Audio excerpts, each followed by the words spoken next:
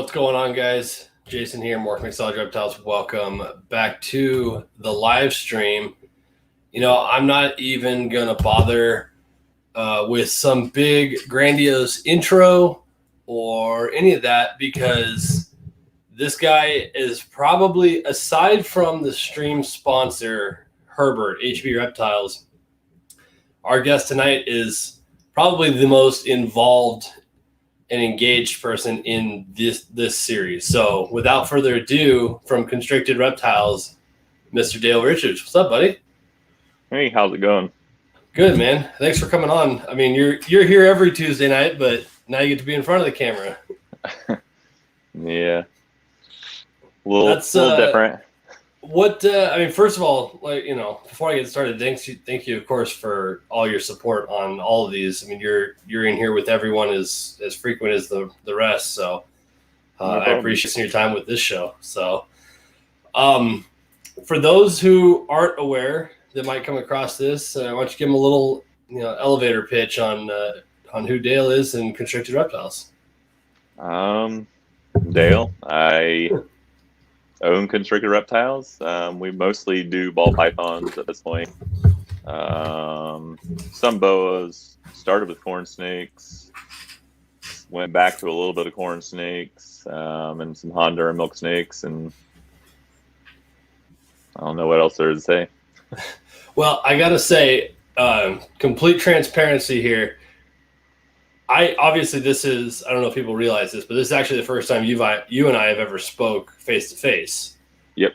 We talk somewhat regularly through Instagram and whatnot, but I have to be completely candid because until about 4 minutes ago, for some reason I thought you were like an old timer, like one of the old guys in the hobby. Like you're gonna come on, you're gonna be some 50-year-old guy that's just been breeding snakes as a retirement hobby or something. I was surprised, to say the least. I don't put my face out there much. Aside from shows, I do a lot of shows, but okay, yeah. Well, and I don't ever get to shows. Yeah, as far as cameras, not much into that. I don't do YouTube or anything like that. So, whereabouts are you guys located? I am in DeLand, Florida. I'm actually like 30 minutes from actually the Daytona Expo. Oh, cool. Okay. Yeah. So right down the road from Daytona Beach. How is that show for you? Do you do that one very regularly? I've done that one for, how long have I done that show? I don't know, 6. Yeah, probably like 6 years now.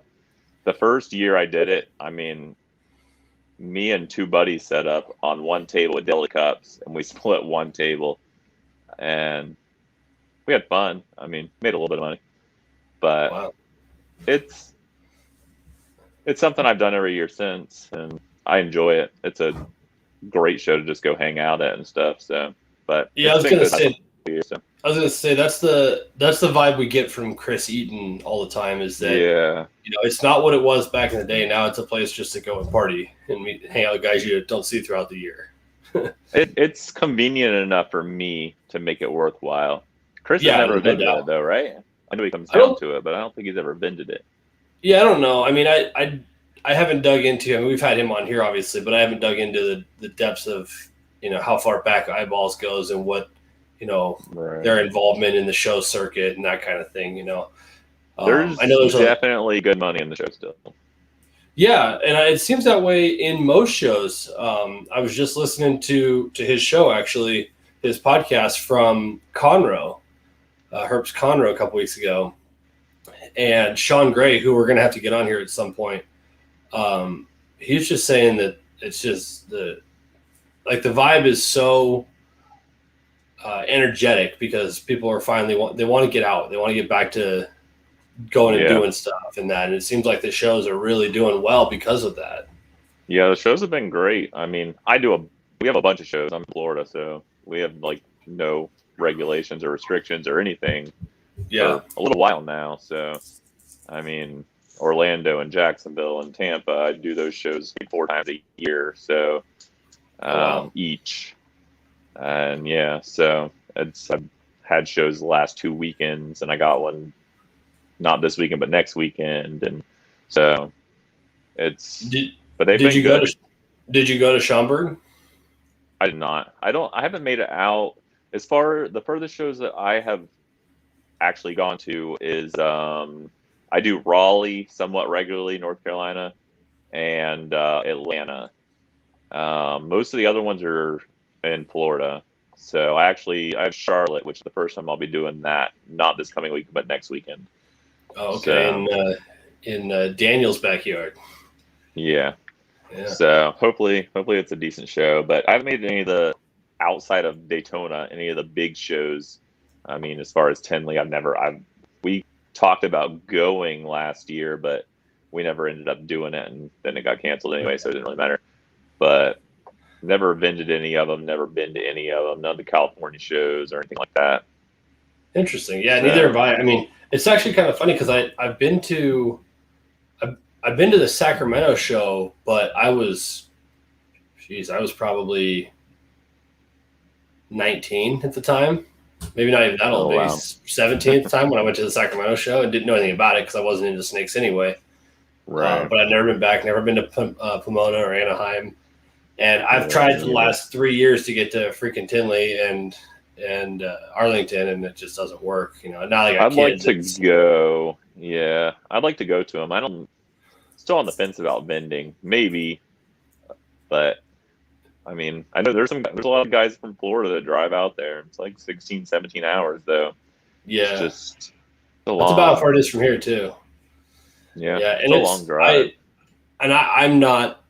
I don't breed to the caliber of Tinley as far as I'm concerned, you know, and that's obviously a really competitive show with some big hitters that, I mean, and, you know, there's obviously a place for, you know, the paycheck snakes, so to speak, the pies, the albinos, the bells. From what I hear, I've talked to a lot of people that do it, and literally it seems like everybody goes there and makes money. So, even like you said, the paycheck snakes, if you got enough of them, it seems like it's worth it. But speaking, just hasn't happened yet. Speaking of project, first of all, how many? I mean, I guess the big thing here is, you and I will probably talk more snakes tonight than I do with most guests, just because that's more than what you and I have in common, because that's all we ever talk about when we're communicating, you know. And but you've got a fair amount of stuff that's pretty exciting and pretty intriguing. You know, how many animals are you up to now?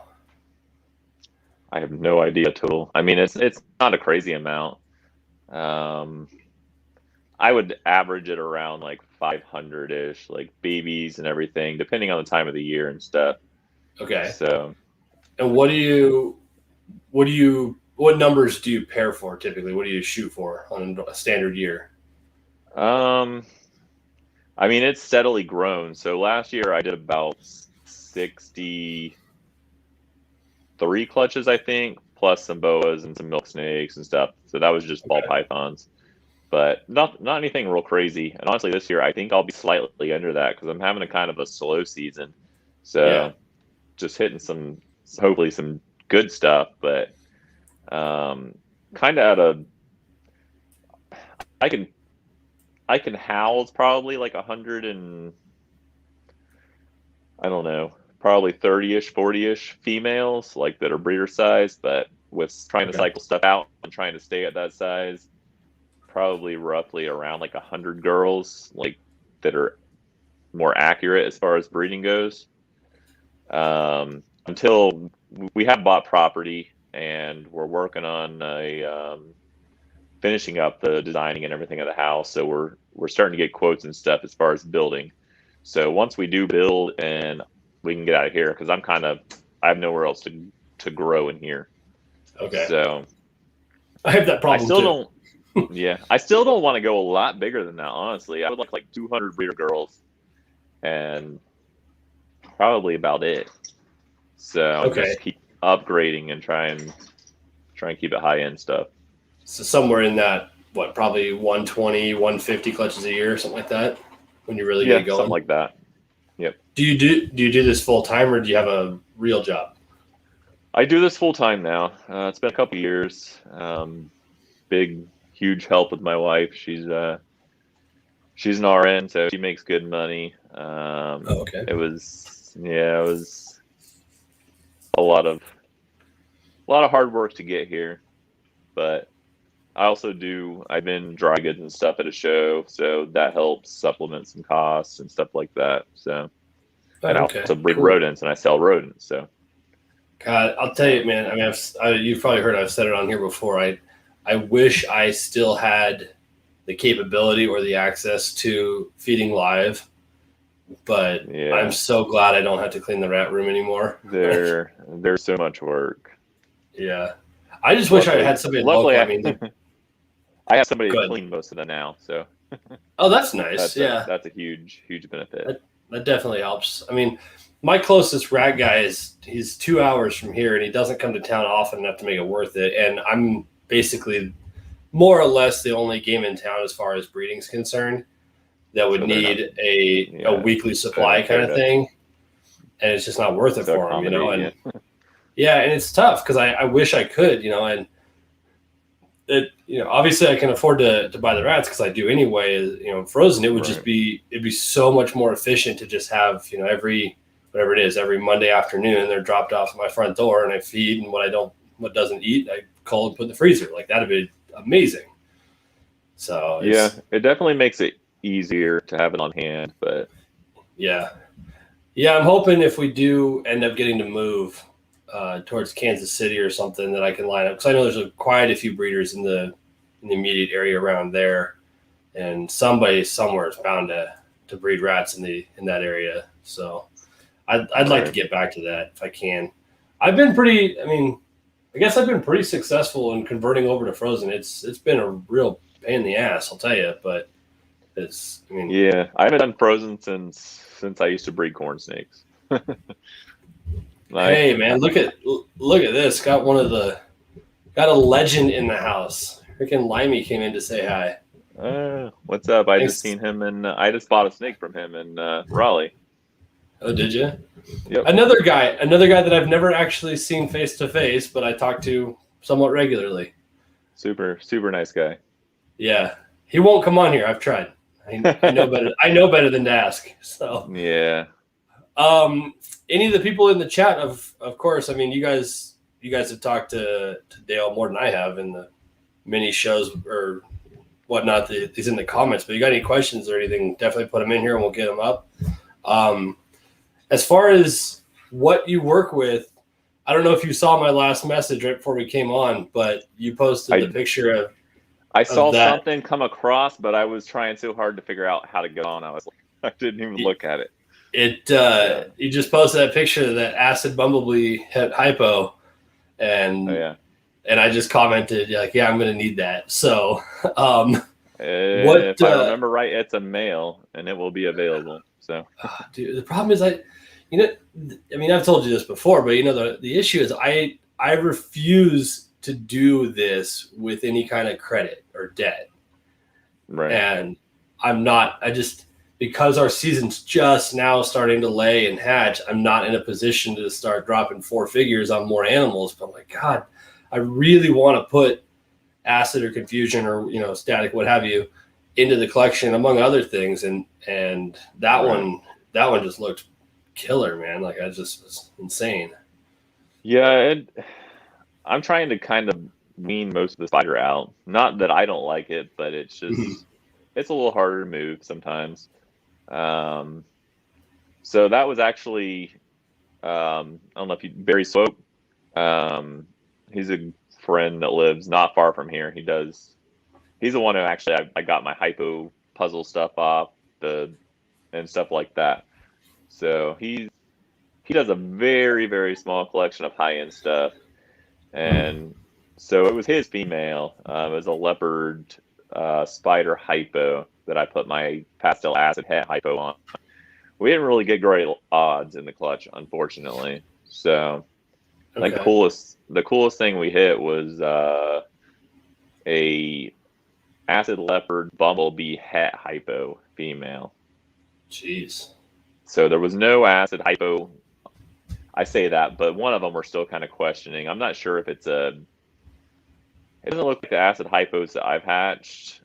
So I'm leaning more towards just a weird leopard hypo, but it might be a leopard acid hypo, but I'm not real sure yet. I haven't shed yet, and so. Well, we might have to. Everything will probably be available from that clutch. So. Yeah, and you and I have talked about a couple of different projects a few times, and we'll have to discuss that down the road further if there's some project we can get into. But it's definitely something I want to work with. It's a really neat gene. I like those crazy heavy pattern disruptor style genes, and that one just seems to work really well with certain other combos too. Yeah, it's a must-have. I think. I don't think it'll ever go anywhere. Just like leopard. I mean, you can't not have leopard in your collection. So, and it reacts different with certain things, but I think it's a better version of that, like with most genes. So, it's a little more busy and like jagged, and so. And I know the one that. Yeah, and I know the one that you and I have gone back and forth on is the G-Stripe Clown project, and you're well ahead of me with that now. I mean, you hit the was it pastel or super pastel G-Stripe Clowns recently and whatnot, and so that I've got that stuff is super encouraging. Visuals on that now, so that's as good as you could ask or for. 1.2. Sorry, yeah, 1.2. Yeah, but I just got another clutch of them the other day, and I got 2 more double het girls that are due to lay in the next month or 2. Well, so hopefully some more visuals. I'm way behind, but I'm starting with my double het army. I did pinstripe clown. Yeah, pinstripe clown to pewter G-stripe this year, and looks like she's getting ready to ovulate. So nice. Hope the girls. Yeah, well, and it's tough because I had the same problem last year with my double het ultra stripe pairing, is because the females. We kind of talked about that. I've got 2 girls for that, but no male. Yeah, so. I've got an extra male too, but the problem is because the female is pewter. Everything. I mean, it seems like everything I get's got freaking cinnamon in it. Yep. And in a genetic stripe, cinnamon takes away all the pattern. So it does, but did you see the one I posted the other day? I don't think so. It came out. It's either a cinnamon G-stripe or it's a cinnamon yellow belly G-stripe, and it has a nice. It's dark and it has a nice pattern, a actual line down its back. Because I thought the same thing. Most of the cinnamon G-stripe stuff I've seen has been all one color, basically. It makes it like a patternless almost. But I don't know if it's the yellow belly in it or if it's just it varies and there's just not been that many of them done. But it came out with a nice solid stripe. Well, what I want to do, because the male ultra male that I used last year for that has cinnamon in it as well, and so I've got the pastel super cinnamon double het female, so everything out of her is going to have cinnamon, obviously. And my main male is a pewter, so I mean the odds are I'll probably hit all cinnamon and super cinnamon combos. It's just how it's going to go. But what I really want to do is find one of my things I'm looking for this season is a breeder male genetic stripe of some different light morph variety, butter, orange dream. I like what Garrett Meyer is doing with the leopard and that kind of stuff, and the orange dream stuff. That's the leopard, and I made, I don't know if we talked about this or not, I made leopard het genetic stripes probably 6 years ago, and I hit 2 males. I kept one and I sold one. I got my male to 450 grams and he just randomly died out of nowhere. Oh shit. Yeah. Jeez. So I could have been making those forever ago, and I basically gave up after that. I was like, whatever. And then they popped up shortly after, and I was like, wow.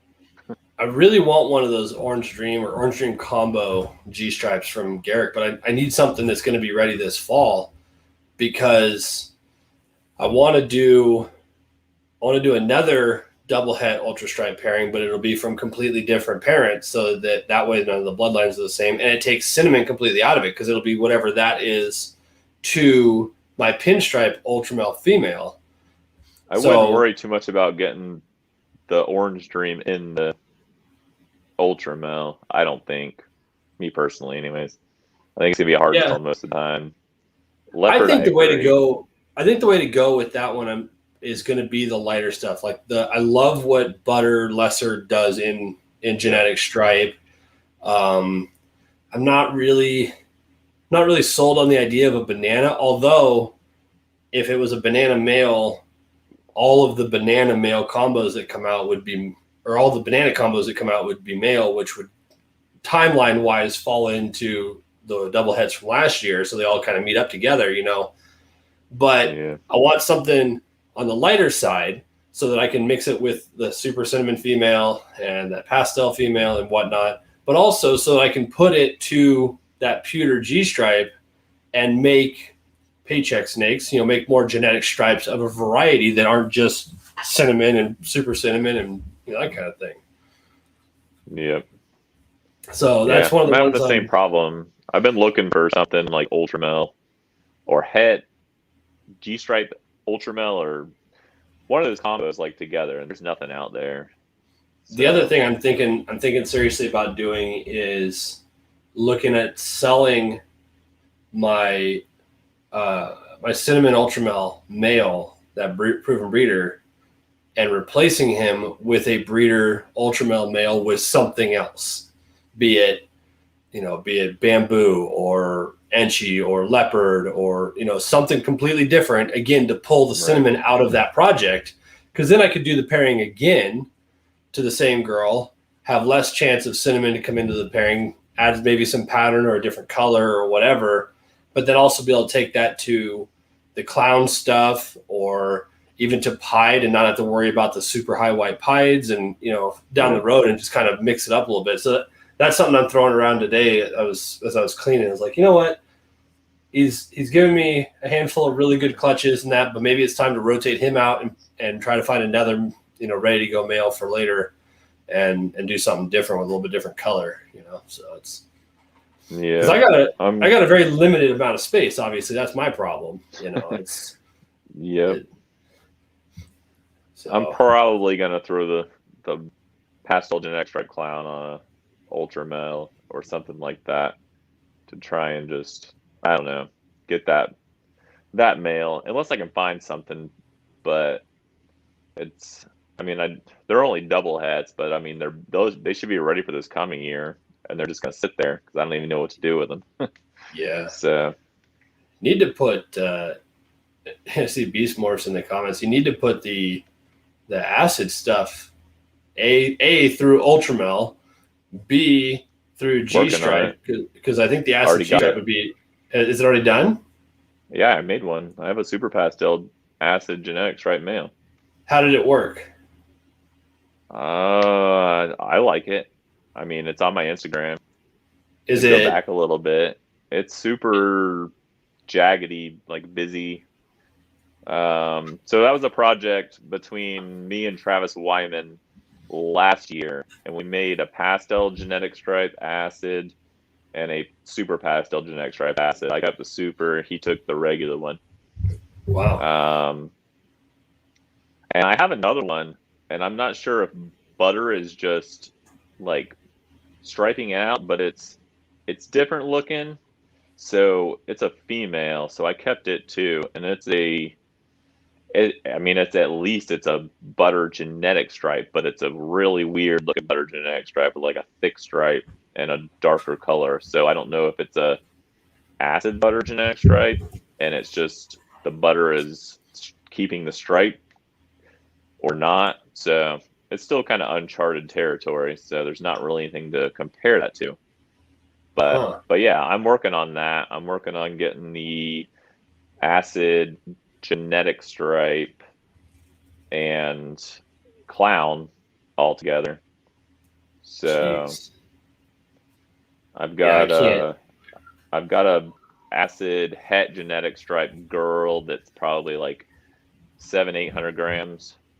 I have a girl on Morph, a pastel acid het genetic stripe girl on Morph Market, but if she don't sell soon, I'll take her down.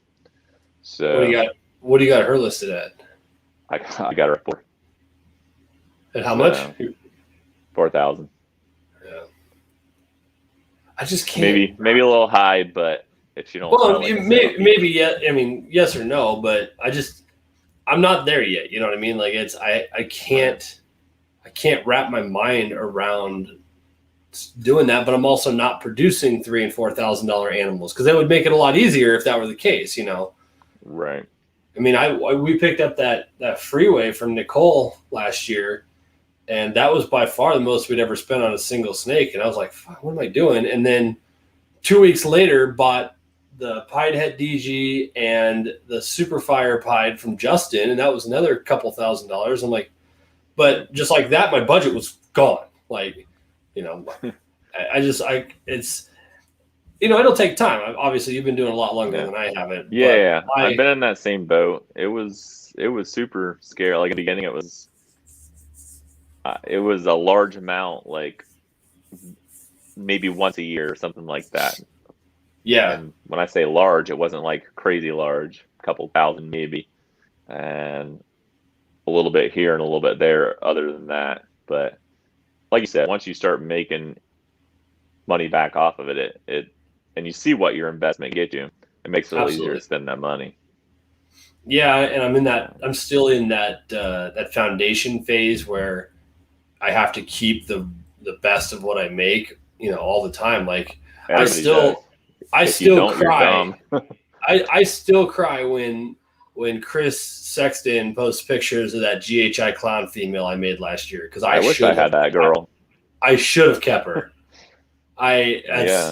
But I needed. You should have. You know, it was part of this plan. Like last year's number one goal was to do all of these racks, and I was that much short. And I'm like, you know, I'm either gonna do this goal, or like what am I gonna put that girl if I don't upgrade anyway? You know what I mean? So it's tough, you know, and I'm trying. My goal is to get to, because I'm gonna end up getting one more of this setup like I have behind me here for this spot in the wall, and then this room is full as far as I'm concerned.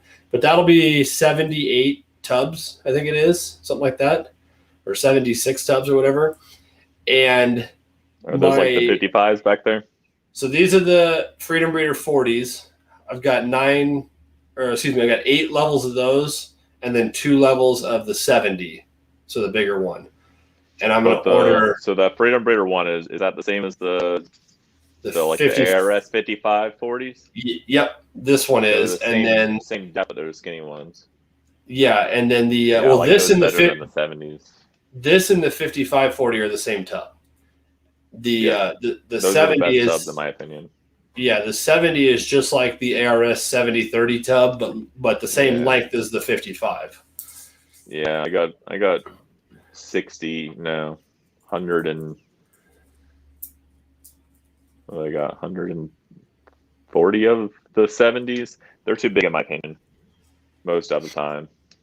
I've only got at the moment I've only got 6, and I've got a handful of girls that are 3,000, 3,500 grams or whatever, and they just look cramped in these ones. Yeah, no, they need them. I would be happy with probably like one of the 70 size tubs, and then probably most of the rest of them that size, I think, is ideal. Yeah, and I think that's what I'm going to do is, so this is 8 levels of the 40 and 2 levels of the 30, or the 30 or 70, whatever. And I'm going to order another set just like this. Actually, I've got an extra 40 level. You're sitting on top of it, but I'm going to order another setup like this. I'm going to put all 4 levels of the 70s over here because they're out of the way of this bench. They're easier to get into with the bigger snakes. But I'll only have a total of 12 out of 80, or 12 out of 78 tubs will be the bigger one for those really big girls. And then everything else will be these 40s. And my goal is to get to where, so that gives me 78 tubs for females. And my goal is to get, or 76 tubs rather, is to be about 40 to 60 clutches is where I really want to be. But I'd like to keep as much of that. I'd like to keep about half of that. So 40 to, the 20 to 30 of those clutches be like high end, quote unquote high end, visual stuff, double visuals, that kind of thing. And then the other half be, more paycheck snake stuff. So I have a good variety across the board. But my goal that I'm working on with Holdbacks Net is for every snake in the female rack to either be visual recessive, at bare minimum het for something, or some kind of super / ALS combo. That way I'm no longer making, I should no longer make normals, just base normals or whatever. But I mean, my biggest issue, like we're talking about with the G-Stripe Clown project, I only have one breeder clown female. Like I need like 6 or 8 of them, and 5 more pieds. So. I need 5 more pieds and 5 more ultramels and a visual puzzle, which I don't have any puzzle, and just stuff like that. And so that's the tough one for. I mean, we're still 4 or 5 years from this wall being full the way I want it to look.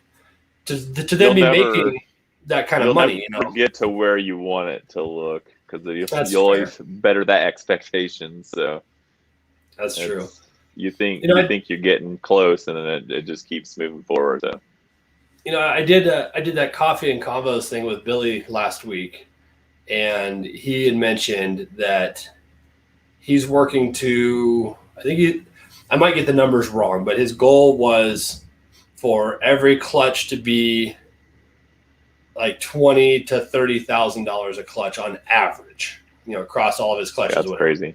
Right now he's averaging about 7 or whatever it is. Some 10s and 12s, a couple of 3s and 4s, whatever, right?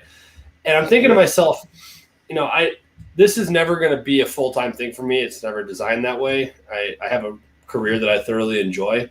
But if this could make a supplemental income that could replace my wife's, and she decided that she either wants to stay home with the kids or it just is a third income, then so be it. And so if I could get to where I'm doing round numbers, let's say I'm doing 50 clutches a year, and I can get to where I'm averaging $1,000 a clutch, which shouldn't be all that hard.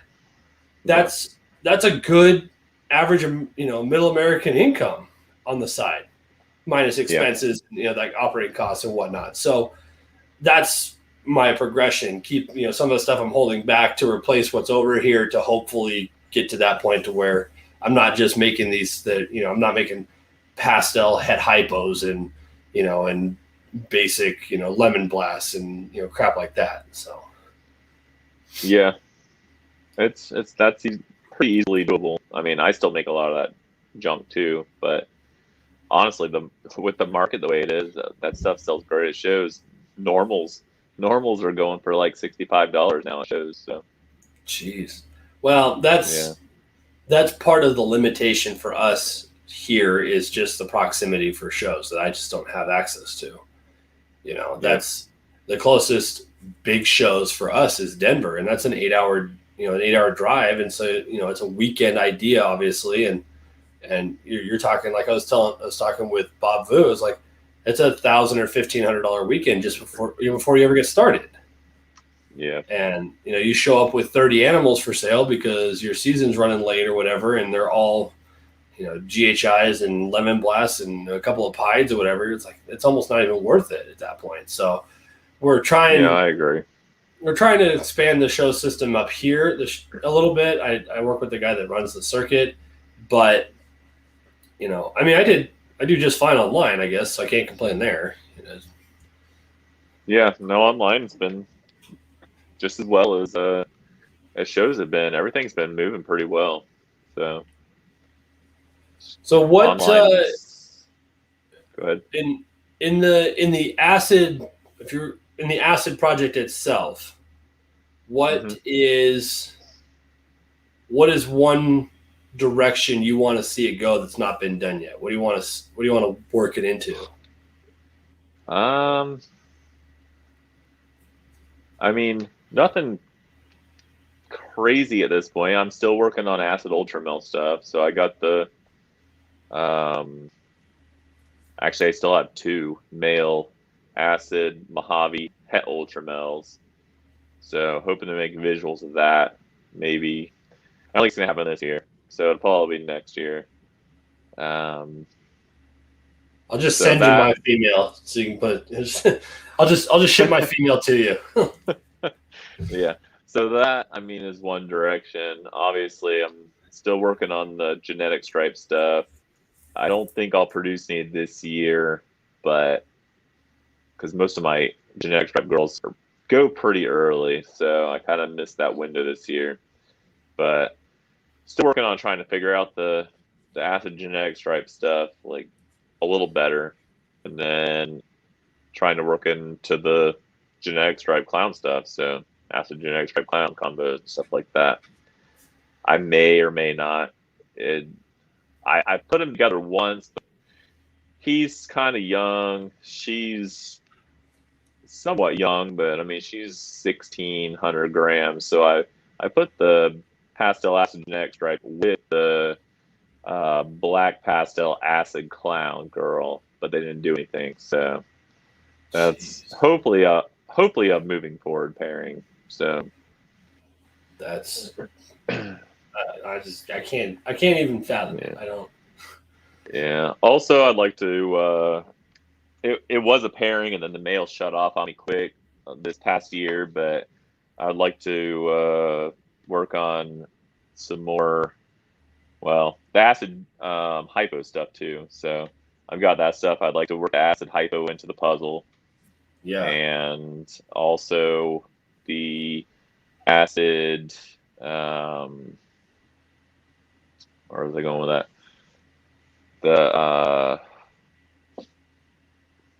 Yeah, I lost that train of thought. I'll come back to that in a second. Too many different directions. Yeah, that's half the battle too. Is just trying to keep plans in check, and it seems like I could sit down right now and try to plan out pairings for this fall, and inevitably I'm either going to produce something or I'll find something to buy or whatever that's going to completely change. Not just like one pairing. It might throw off half a dozen of them because you kind of go different directions. Yeah. It's all back to not having enough of whatever project you're in, enough of the females. Like I've got 3 different males that I want to put to that pinstripe ultramel girl this year. And I obviously can't. I'm not going to because some of them have other recessive stuff in it, and that'd be a nightmare to try to do a Who's Your Daddy clutch with. I try not to do that if I can help it. But yeah, it's like especially with stuff you don't know what you're doing, like recessives. If it's multiple recessives and stuff like that, then you won't know what they are. Unless you're using say 2 different pied males or something like different genes. As long as they're dramatically different in what they can produce. But it's still if they're both hets or something and you hit an in between. So I know what the pairing is, but if you hit like something that could go either way because it doesn't have either one of the codoms in it, and then you still don't know what you don't know which male for is, then you still don't know what it's double het for or anything like that. But the other one I was going to say, it just came to me was like the hypo. I have a hypo, not a hypo. I have a chocolate Desert Ghost het hypo that I was going to put on some hypo het or some acid het hypo stuff. So try and make some hypo acids het Desert Ghost. But he shut down. They stopped eating, so they're all kind of at a standstill now. So. Yeah, so you're already in that boat where you're right there with Billy when these ideas of having high 4-figure, low 5-figure clutches, dollar clutches like that's. I'm shooting for like 5 to 7, not like 20. So. Yeah, fair enough. Yeah, I get it. when we talked to Billy about it, I mean, he's right in the sense that, and it's something I've said from the beginning, especially watching like Miguel, you know, where I make the claim that you got to pay to play, so to speak. And if you're gonna compete at that level, you've got to have the infrastructure to do it. And however you financially go about doing that is one thing. But Billy's right. You know, if I go get a credit card and I buy a $5,000 multi-codom visual clown pied female or something, and you know, a really nice male, then there's reason to believe that her first clutch could be well in excess of $5,000. Could be, but if you put in the work, so that's not always true. So I made G-stripe clowns before they were ever made. I put a clown, a regular male clown, on a super pastel het genetic stripe. Wow, you're doing it the long way. And that is what I made my original male pastel genetic stripe clown with, was one of those 4 girls that I held back from that pairing. So I held back 4 pastel, 100% het clown, 50% het genetic stripe girls. And then I searched forever for a male. And then I found there was nothing available for that project because I sold the males, but I didn't want a pos het male. Yeah. So I was like, by the time I'll make something better than that. I tried. She didn't go. So I had no double visual or double het, 100% double het male. So I finally found one, and one of those 4 girls proved. So wow. Well, and you don't have to spend a fortune to true. You just got to do the right pairing. It can think outside the box. Yeah, they can certainly expedite it for sure. Oh, for sure. You're just paying to get to the front of the line, so to speak. But exactly. I kind of like that doing it the hard way mentality a little bit. It's like it was that is the most like memorable animal I've ever made. No doubt, absolutely. So it's like last year. Sadly, he didn't thrive, but last year I hit out of 4 eggs from mahogany het to mahogany het. I hit the Suma Pie. That's a 1 in 16 chance, and we did it. And so seeing that, or like my scaleless, out of 4 eggs, scaleless head to scaleless head, we hit the odds right on the money, and I was like that kind of stuff. And last year, I think I proved out 7 of 8 pos hets. So when you do it that way, it's like pretty good. It's super rewarding. You cut that first egg and you're like, holy shit, there's clowns in here. And it's like, it's like that. So that I'm excited about. In fact, I've got that one pairing from Tim Thompson that's like the longest. It's like what you're talking about with yours. It's like the longest odds ever for Sunset. And to be honest with you, I couldn't really care less about Sunset right now. I haven't really seen a whole lot except some of the stuff that Brad Boa has put out recently. Some of his Sunset stuff is insane. That last couple things he put out was very nice. That project hasn't impressed me that much for the most part. Yeah. But that new Yellow Belly complex stuff he's doing is awesome. I tried getting into that project fairly early. Not because I really liked it, but because the money was there. And I doing a trade with some acid stuff early on. It almost went through, but it wasn't exactly what I wanted, so I ended up passing on it. So I'm still not in the Sunset project, but I do like a couple of the animals that he's put out recently. So I think there's some potential, and I'll get into it eventually, I'm sure. But it's still, I don't know. I feel like it's not good in everything. Yeah. So. Well, in this one, it's butter. 66% at Sunset to an proven breeder, pinstripe 50 or 66% het Sunset, whatever. And so she's laid but never proven to be het Sunset kind of thing. She's got, I can't read it from here. She's got like 28 or 30 millimeter follicles or something like that. So there's a good chance she's going to go. But if I cut one of those eggs and there's a freaking butter sunset in there, I'm going to lose my shit. Like, it's Yeah, no, I would too. I mean, it's a valuable animal, and I do think there's potential in that project. It's just finding the right avenue to make it work. But yeah. those last couple animals, I don't remember exactly what they were, but they were cool. I know it looks like it sounded like they had.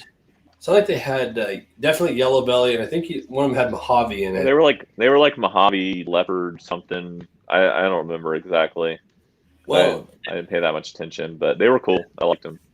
And that's I've seen a lot of the kudos to Brian and making the Enchi cinnamon sunset stuff and that, but I've always thought that that was going the wrong way. That the dark was the wrong answer for sunset. Those were cool too. I mean, any of them are cool.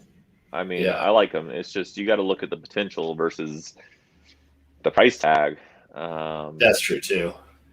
What would you imagine if you could sit down and draw it? What do you think the acid sunset would look like? Honestly, I don't know that acid's going to work. I think the pattern would be cool, but I don't know the color. I think the color would be very dark. So I don't know how much it would bring out cinnamon stuff in that. Yeah, I kind of would lean towards the fire and maybe some stuff like that, with the sunset, to try and bring out more red and orange and stuff like that, like the hypo did. I mean, the hypo sunset was probably one of my favorites. I agree. That's been done to date. I liked it way better than the sunset clown, personally. Yeah, the sunset clown was okay, but it's I don't know. I'm interested to see. We had Earl Jones on a few weeks back, and he wants to work it to this Dark Wonder stuff, and I'm interested to see what that does. Going super dark, not playing in that middle ground area. But my thing that I've always contested, I think, is the way to go is into Ultramel. I think it's the right color palette to start with. I think Ultramel could definitely work. I think Spot Nose, Yellow Belly, GHI Sunset could be really good. You got a lot of red tones in there that could really come out. Yeah, and then you get the pattern from the Spot Nose and the GHI trying to fight it. And that. So honestly, Sunset reminds me of almost like a GHI pattern anyways. Kinda, yeah, I can see that. But I think the color tone it would be nice. Watch it be allelic. Wouldn't that be fun? it would be allelic like the cow retic, where it would be Het Sunset and GHI is an allelic combo. That'd be bonkers. I don't know if that would work with a recessive and a codom though. But it does. It does in retics. Does it? See, I don't know. Yeah, the cow is a phantom, which is a codom, and Het Orange Ghost Stripe. You can't have an orange ghost stripe phantom. It's like the Yellow Belly complex. So it would be like having Het Candy and GHI or whatever, but you couldn't have a GHI candy. It's you can, but for whatever reason, I don't know why it could. Let's be real. It could be that Het OGS is not actually Het, that it's that it too is a codom that they just treat as a recessive. I mean, At the end of the day, they're all either one copy or two of whatever it is, and if they align on the allele, you only get two of them anyway. We just have to name them all pretty much. As Corey Woods has been right all along. We all just went the wrong direction. Yeah, it's hard to say whether most of the stuff is whatever you want to call it, codominant, or it's basically just all recessive, probably. But yeah, who knows? It's just visual recessives. I'll be pumped if I hit a sunset. That would be killer, especially if it's a male, because I got work for it. I got plans, And, I joke with Joel from State 48 because he tried for the Sunset Pied last year and missed. And I told Joel on his show, I was like, Joel, I'm going to be straight with you. It's either going to be mind blowing or horrendously underwhelming. And I think it's going to be I think it's going to be underwhelming. I do too. I don't think it's going to be as crazy as people hope for. Yeah, with the Pied, I'm not sold on it. I mean, like you said, it could be really good, but I think it's going to be hard to. It's going to be like, is it there, or is it not? Yeah, especially if you start adding stuff like Yellow Belly and Orange Dream and that kind of thing. Those are so dominating in pied anyway. Are you really going to see the sunset half of it? Yeah, I don't know. I mean, has sunset been done in Yellow Belly and Orange Dream yet? Well, I'm almost certain that the last couple of those ones from Brad have Yellow Belly in them. Yeah, I think they do have Yellow Belly, but like together. Yeah, I don't know. I haven't seen that yet. I don't think they have. It would be interesting too to see. A good way to go too. It'd be interesting too to see it with Monsoon in the sense of pattern disruption. You know, it's like I asked Billy in his live the other day or yesterday, I guess it was. I want to see somebody try the Champagne Monsoon because I want to know which pattern is stronger. You know what I mean? It's like I don't. Yeah. It could be a complete waste. It's going to come out to be a white snake. You watch. You know, it's like. Yeah, that would be an interesting pairing. I don't know. I haven't done much with Champagne. I have some, but I don't think I've ever reduced one. I love the Champagne stuff. That Yellow Belly Mimosa I made last year is probably my favorite production so far. They're cool. I have a Mimosa breeder female, like that I bought as a breeder. I haven't done much with her. She's kind of a hit or miss feeder. I actually have what is supposed to be, and I'm pretty sure it probably is, a acid Champagne pinstripe female, het hypo. So, damn. But I don't know what to do with her. So I don't even think I ever posted her. I've got a hypo Mojave that's ready to go. That'd be fun. Our Mojave mimosas look nice. Like, damn, dude, that's crazy. That's actually why I saved. She's not ready to go. So she's only like 400 grams. But I see. Yeah, that's why I saved that hypo Mojave though, because my only other breeder or visual hypo male is the Humblebee, and I'm trying desperately to get Spider out of my males. I don't want Spider in my males at all. Same. I have no issue with Spider. I like the gene too. Although I think it's cool. I don't want a bunch of it. Yeah, and I don't want it in my males because then I can control how much Spider I make every year. You know. Yeah, because you don't have to pair to several females to. Yeah, and make a bunch of it. You got one girl, better than it going to 3 or 4, 5. Yeah, and I can't remember who I mentioned to a couple weeks back on here, but I have this desire. I don't know why, but I have this desire to make, and I want to make them all myself. So it's going to take me probably a decade, but I want to make a Spider version of all of the double recessive pied combos. And I want them all to just have the head pattern. That's horrible.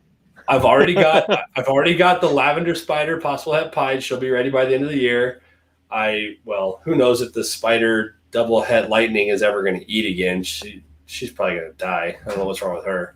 But I want the Ultra Pied, the Hypo Pied, the DG Pied, the Lightning, the Dreamsicle. What else am I missing? Anyway, Clown Pied, but I want them all with Spider because I want the complete opposite.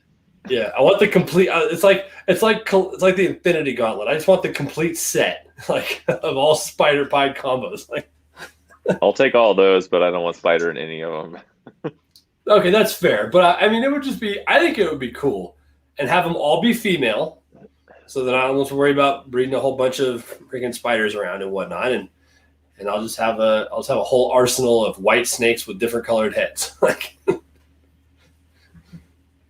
I don't know. I guess if that's what you like, I don't want Spider in my pied at all. It would look cool. I think it would look really neat to just have on show. But I agree with you. Medium. I like a fairly medium, like colored pied. So yeah, 40 to 60% white, right in there is plenty. At least so you can tell what you got.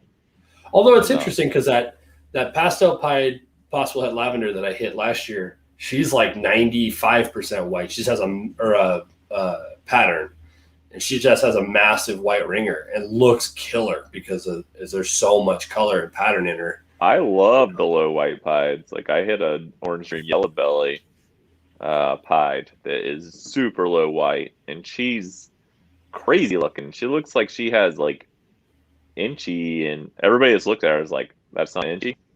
There was no inchy in the pairing, but the colors are just insane. So I'll send you the picture I took today of it's allegedly just a normal pied. I got it from a gal here in the state that I bred to my mahogany het pied this year, but it is the most bizarre looking normal pied I've ever seen.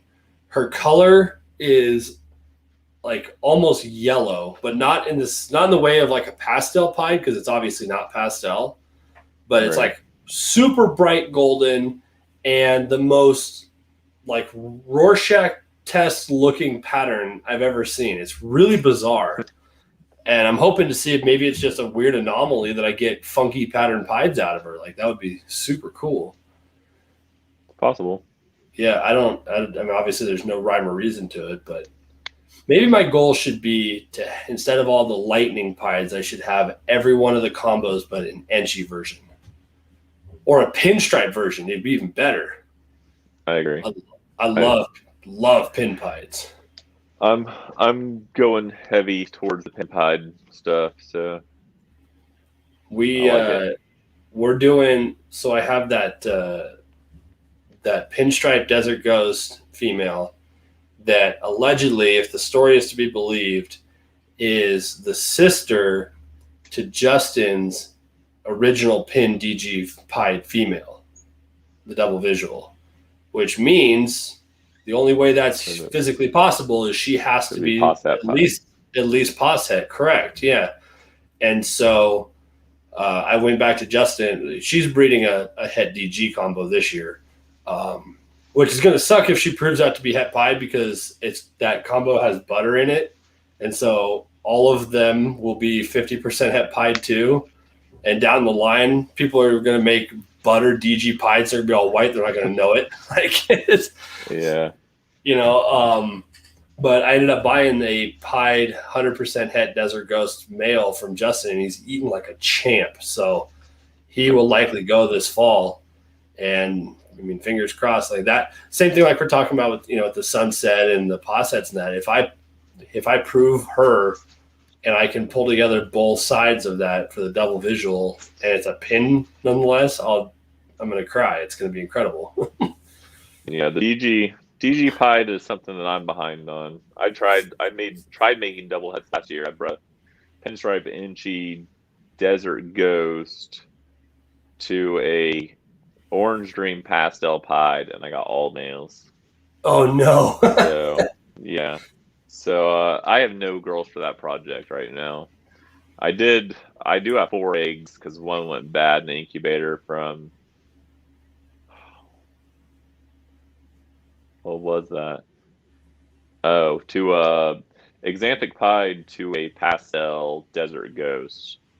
So I have a small possibility of making triple heads, but I gotta hope for females out of 4 eggs. So that'd be sweet. Seeing what Lindsay Noble just hit with that spot nose Xanthic desert ghost or whatever it was. The Xanthic desert ghost project's cool in general.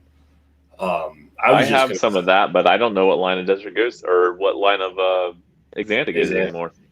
Oh, that's not good.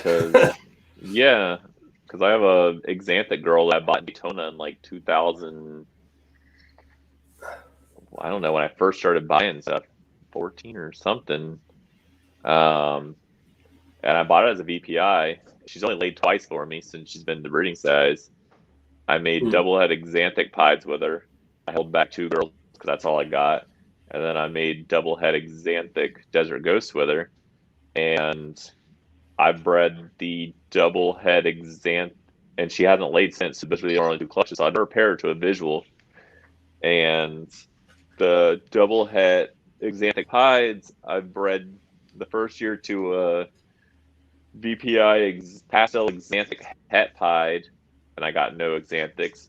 but I got pieds, and both of them went. And then last year I brought into the Xanthic pied. One went. I got no Xanthics.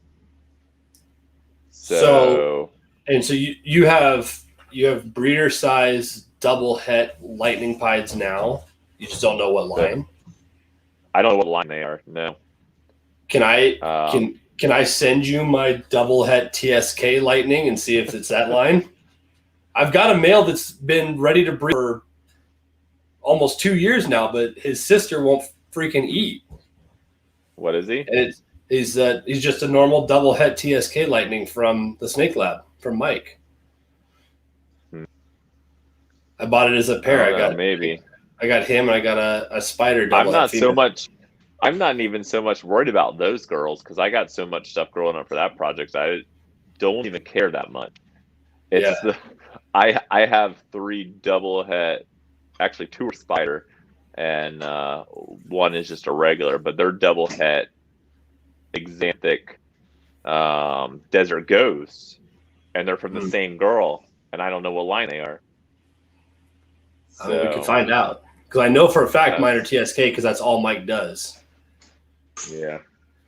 And I've even reached out to him. I told him, I was like, dude, I don't know what's wrong with this girl. I cannot for the life of me get her to eat. So if you end up moving out a proven breeder double het female this year, let me know so that I've got something to use this male on. So I'm not just taking up rack space. You know, I can't afford to go buy a visual, but it's, I want to put it to use. I hate having, that's why I hate when you're trying to make your own hets or double hets in that.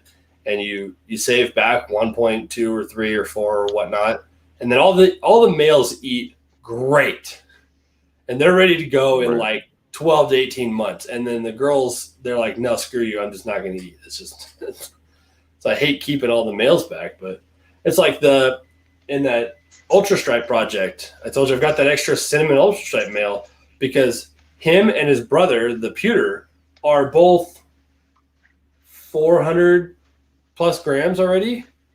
Right. And the pastel super cinnamon female, she's kind of a bitch, to be honest with you.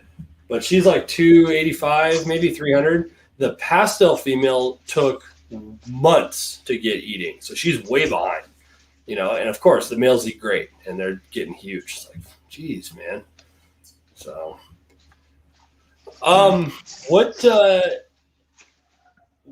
is there anything genetically out there that you know of that you would love to add to your system that you don't currently have?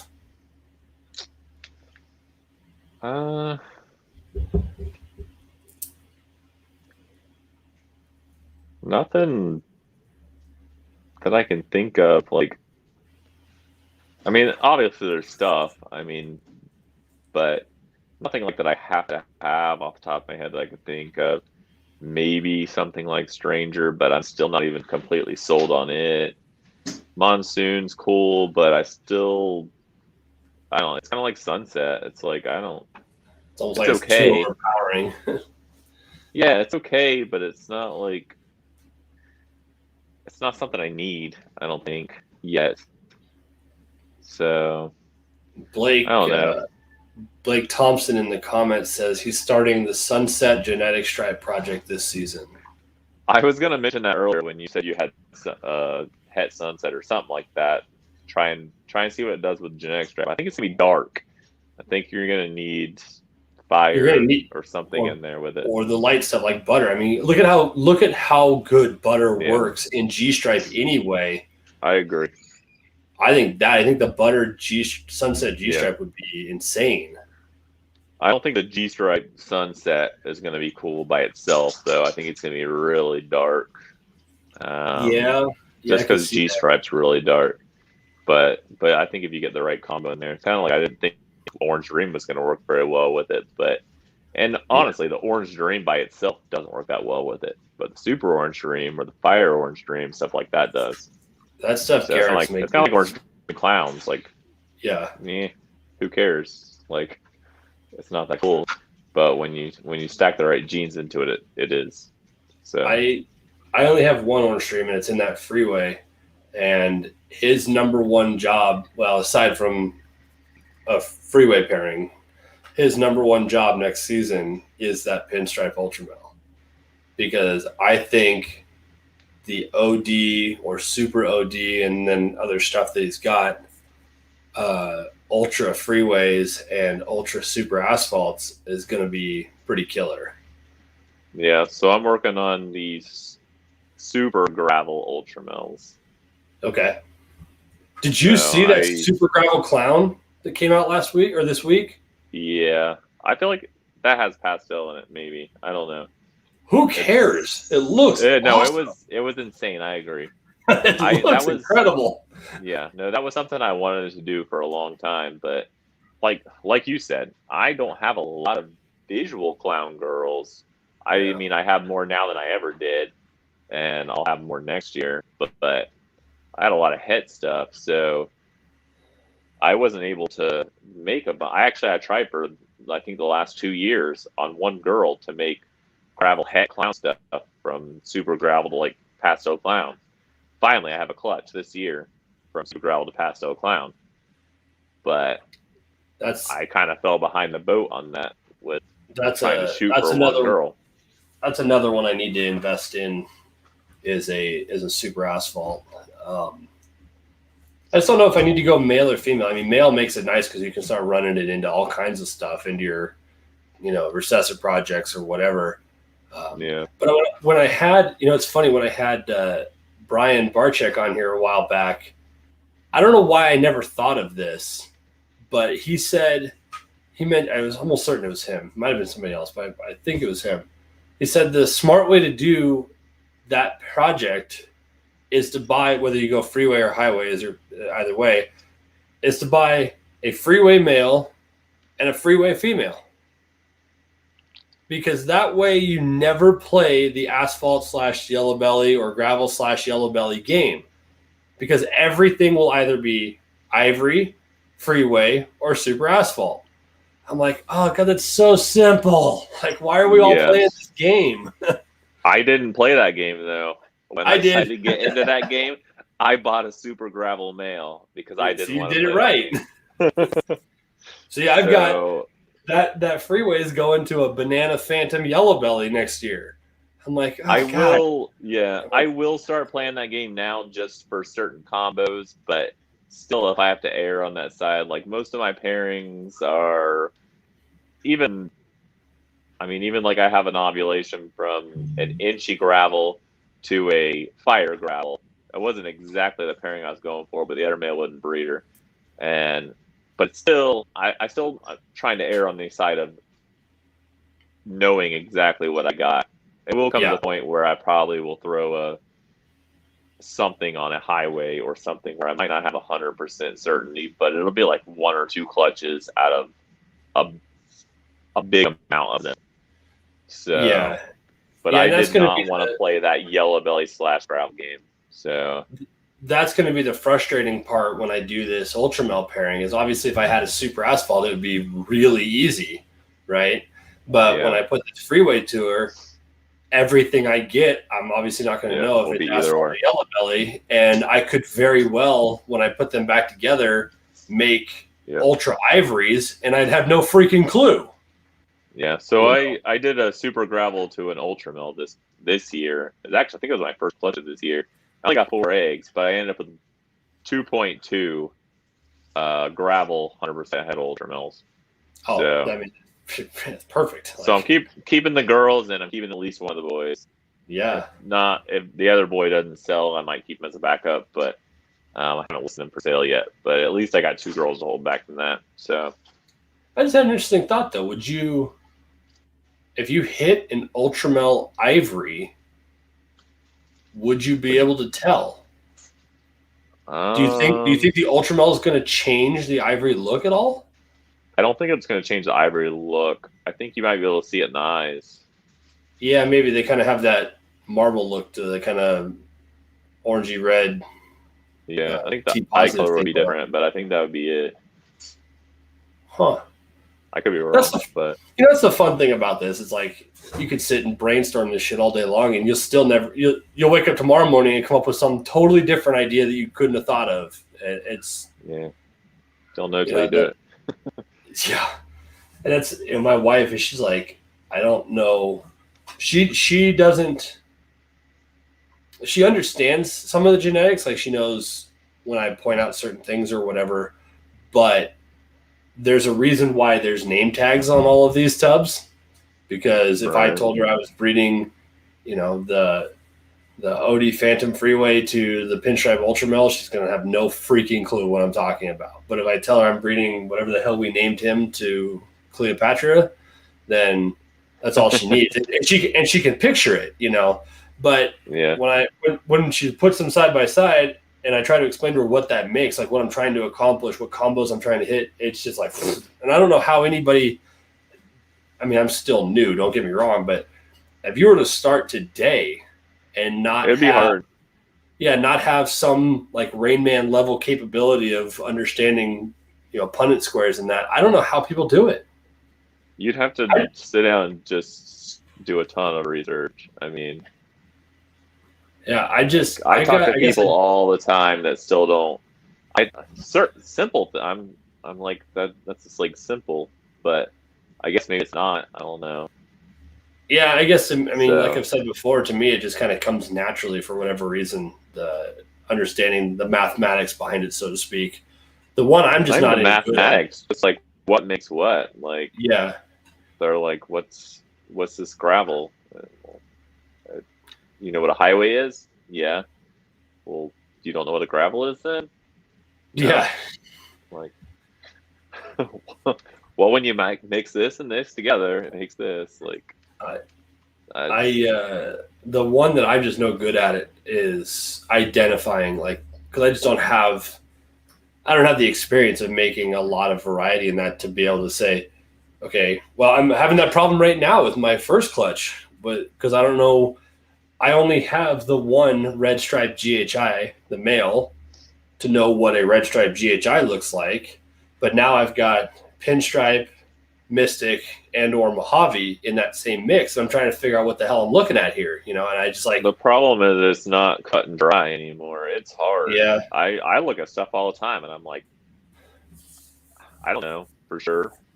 I'll ask friends or end up listing it as this, possible this, and this, because some things vary so much. You could hatch out this same thing more than once or even dozens of times, and it could vary on the side of that gene being in there one time and it not being there the next time, and it still almost looks the same. Especially, like if you don't have the exact animal to compare them to. Plus, even different parents, like a dark normal versus a light normal, could throw the whole pairing off. Like, so it's like my pastel and cheese scaleless head male. For whatever reason, in my experience, that animal throws exceptionally nice pastels, like just insanely bright, great color, great contrast. And so when you put it with other combos, it screws all of them up because they're, they look way different. You might think something else is there. Yeah, absolutely. And it doesn't help too that on the internet, in these groups and whatnot, you've got people. Most of the stuff's labeled wrong. Yeah, I saw one the other day. Like, I can't figure out why I got this outcome in this pairing or whatever. It was a GHI to a whatever the hell, right? And he put a picture of the male. I'm like, there ain't no way in hell that's a GHI or just a GHI. I'm smart enough to know that. I'm not going to try to claim that I have any idea what it is, but I can promise you it's not a GHI. It's like orange, or whatever. Yeah, no, I see it all the time. I go through, I'll be looking on Morph Market, and it's like, that ain't right. That ain't right. That ain't right. It's like, but well, it sucks that there's know what you're looking for. Yeah, and it sucks that there's sellers out there that will just label it whatever they can to move it, regardless of whether or not it's accurate.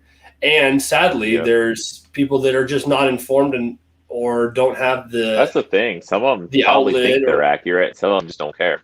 So or they've got the buyers that are impulsive, so they buy it at the time, and then they bring it to the group and say, "Hey, I bought this as a buttered Firefly GHI," and we're like, "It's freaking black. How's that? That's not possible. Why didn't you figure it out before you bought it?"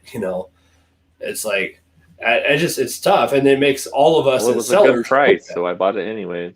Yeah, exactly, and it's a male, of course. They've got 19 of them, but it's another male. We've all made that mistake, right? Yeah. Hey, Cream de la Crutch, thanks for jumping in, man. We're almost done, probably. I'm freaking smoked. Like, I had overtime today, so I'm just tired in general. And you're in East Coast time, so you're probably. I don't even know what time it is right now. We started at 10, so. Yeah, it's. No, man, I'm excited. Watching. Obviously, you're well ahead of me, and you've been around a lot longer. But watching some of the stuff that you're making is just it's crazy, but it's also encouraging because you and I are in a lot of the same double recessive combo stuff that we're doing. So seeing you make those G-stripe clowns and that kind of thing, I'm like, all right, so there's something here, and I'm kind of with it, but I'm slightly a different way, and I'm excited to see when we get there what that comes up to be.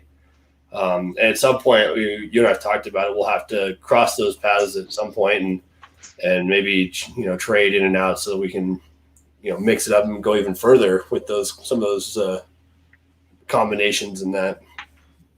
Right. What you said you do? You said you do boa stuff in that too. What do you have there? Not a whole lot for the boas. I mean, most of the stuff I've been doing boas is just like simple hypo and like sun glow and stuff like that. Just mostly show stuff.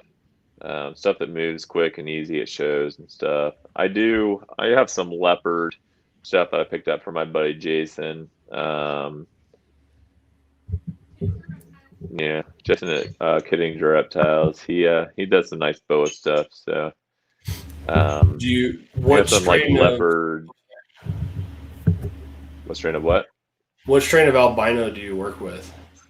Call mostly. Yeah, I don't have any sharp right now. So.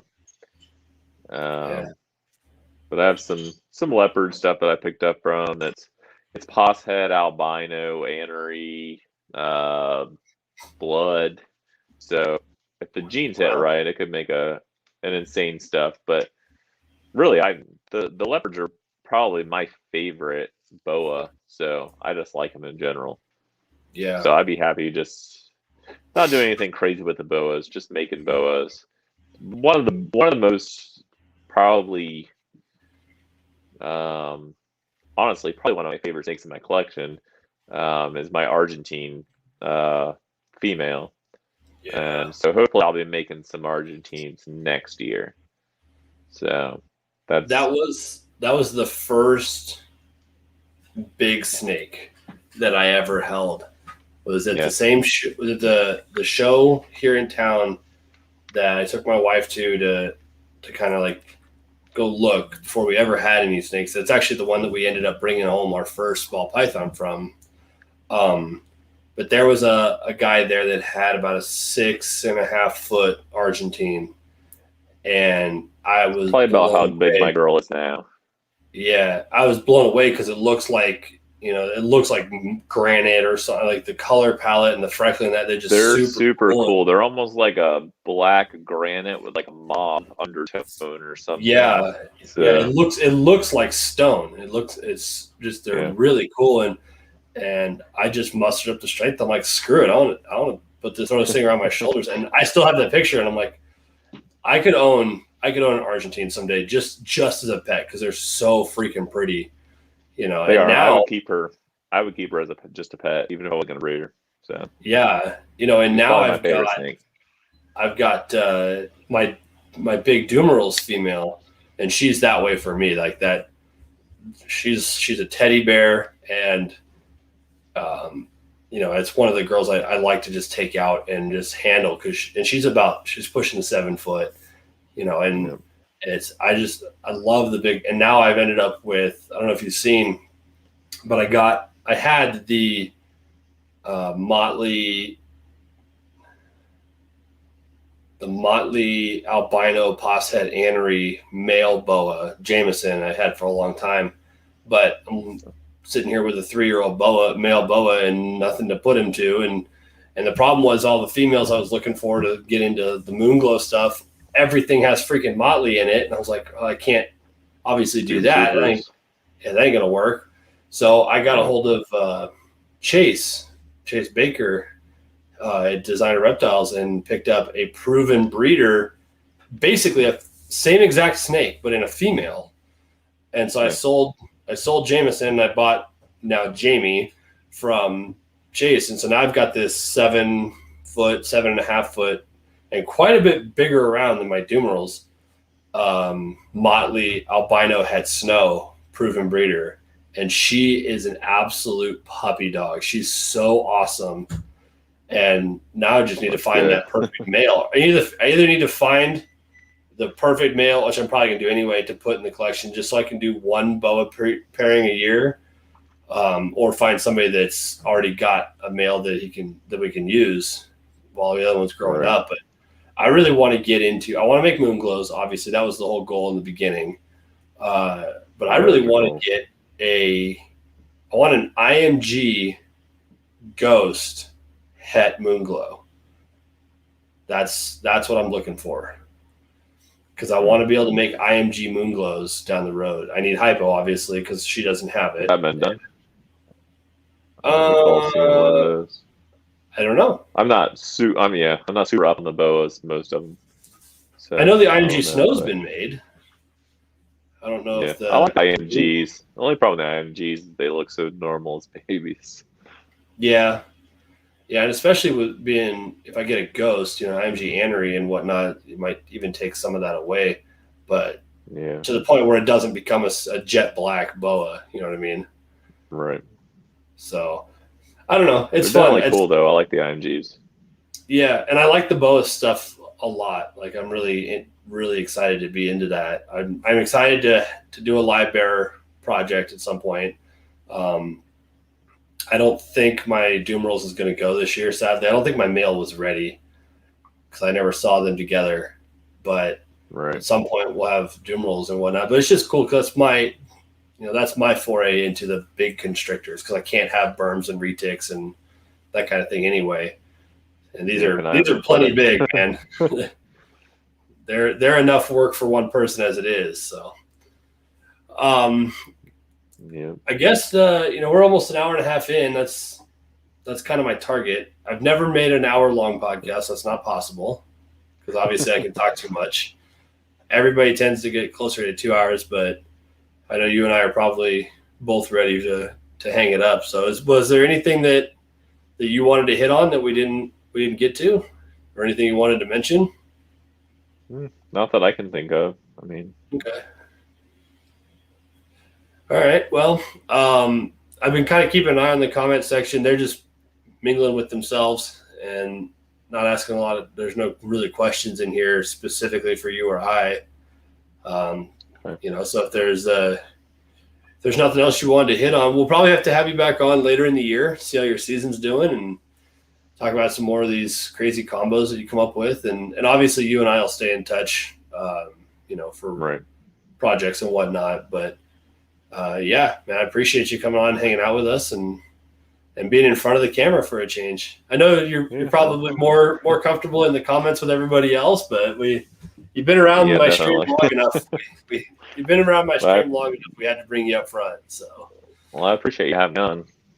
Yeah, man, absolutely. And if for some reason you find yourself lost and you end up in Montana, let me know. Yeah. So I don't think so, but I will. Yeah, I don't blame you. All right, boss. Well, I'm going to go ahead and set you aside real quick, and I'll check out with them, and we'll call it a night. All right. All right, buddy. Appreciate it. Have a good night. All right, guys. There you go, man. Like I said, it's super cool to have Dale come on in front of the camera for the first time. Obviously he's really active in our comment section. He's here for, it seems like, every one of the streams. So really appreciate that. And all of you guys that are always here. And I appreciate all the support, of course. This is some house cleaning like we always do at the end here, just to make sure I'm on the right page. This Sunday, There is a video, by the way, a regularly scheduled Thursday video. It's already in the can, so be ready for that.